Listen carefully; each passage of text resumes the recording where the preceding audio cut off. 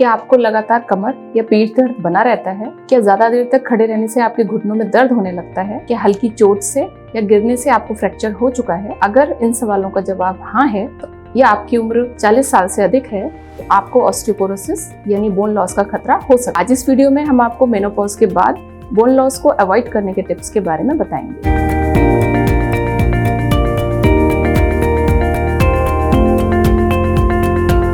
यदि आप एक पोस्ट मेनोपॉजल महिला हैं तो संभावना है कि आपने ऑस्टियोपोरोसिस के बारे में जरूर सुना होगा। मेनोपॉज के बाद महिलाओं में ऑस्टियोपोरोसिस होने का खतरा बहुत ज्यादा होता है। ऐसा इसलिए है क्योंकि महिलाओं के शरीर में एस्ट्रोजन हार्मोन हड्डियों को मजबूत बनाए रखने में महत्वपूर्ण भूमिका निभाता है। रजोनिवृत्ति के समय के आसपास एस्ट्रोजन का स्तर गिर जाता है, जो औसतन 45 से 50 वर्ष की आयु में होता है, जिसके परिणाम स्वरूप हड्डियां कमजोर होने लगती हैं। यदि मेनोपॉज से पहले आपकी पीक बोन मास आइडियल से कम है तो मेनोपॉज के आसपास होने वाले किसी भी हड्डी के नुकसान के परिणाम स्वरूप ऑस्टियोपोरोसिस हो सकता है। ऑस्टियोपोरोसिस कई कारकों के कारण हो सकता है, जिसमें मेनोपॉज के दौरान हार्मोनल परिवर्तन, आनुवंशिकी और धूम्रपान जैसी जीवन शैली विकल्प शामिल हैं। रिसर्चेज ये बताती हैं कि 60 वर्ष से अधिक उम्र की 2 में से 1 महिला को ऑस्टियोपोरोसिस के कारण फ्रैक्चर का अनुभव हो सकता है।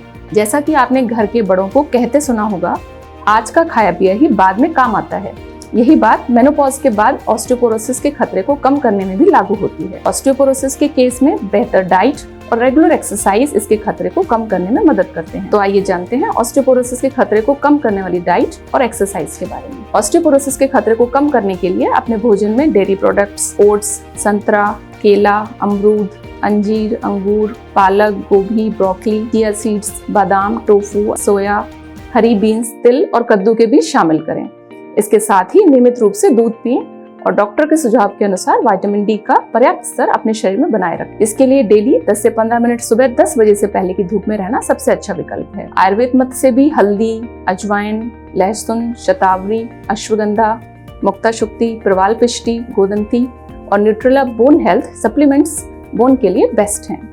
इसके साथ ही मेनोपॉज के बाद की महिलाओं को अपनी मांसपेशियों को मजबूत रखने के लिए नियमित रूप से वेट बेयरिंग एक्सरसाइजेस जैसे चलना, जॉगिंग, सीढ़ी चढ़ना, डांस करना, टहलना या टेनिस खेलना चाहिए। शारीरिक गतिविधि मांसपेशियों की ताकत, संतुलन और फिटनेस में सुधार लाती है और बोन थिनिंग और गिरने से फ्रैक्चर के खतरे को भी कम करने में मदद करती है। हालांकि इस बात का ध्यान रखना भी बेहद जरूरी है कि हाई इम्पैक्ट एक्टिविटीज को ना करें और अपनी फिटनेस दिनचर्या में फ्लेक्सिबिलिटी एक्सरसाइज या स्ट्रेचिंग को जरूर शामिल करें।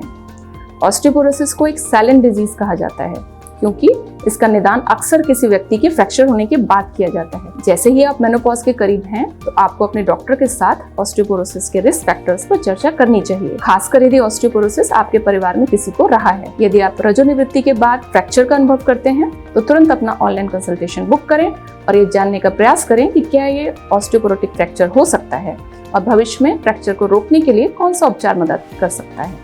उम्मीद है यह जानकारी आपको उपयोगी लगी होगी। वीडियो को लाइक कीजिए, शेयर कीजिए और अपने विचार हमारे साथ कमेंट बॉक्स में शेयर कीजिए। अपनी किसी भी स्वास्थ्य संबंधी सलाह के लिए www.kapifit.com पर अपने ऑनलाइन कंसल्टेशन बुक करें।